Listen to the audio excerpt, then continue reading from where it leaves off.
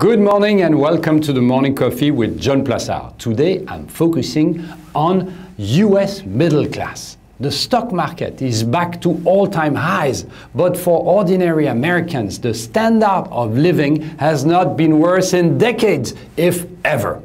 As Bank of America points out, while the recent COVID shutdowns has thrown the economy into disarray with millions laid off and living on government stimulus check, life for the vast majority of workers, i.e. those who comprise the country's middle class, was already precarious before the pandemic, and now here is this more evident than the cost of living index.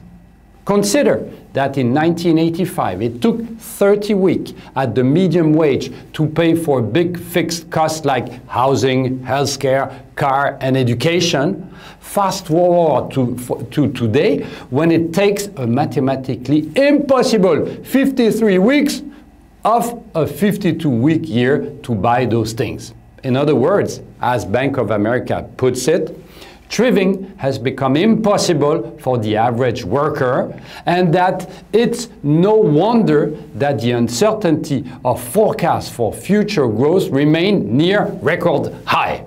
You now understand why it's crucial for the US government to reach an agreement with the Democrats on a new plan to help the economy and in particular the low-wage earners. Of course, it's also why millions of Americans are desperately looking forward to another stimulus round and then another and another after that, for the simple reason that it was the government's pandemic relief that boosted compensation to artificials if one-time records high.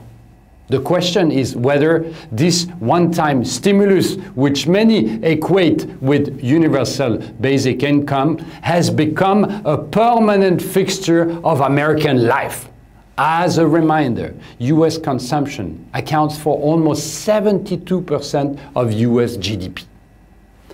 Thank you very much. Have a great day, stay safe, read my morning, and keep on winning.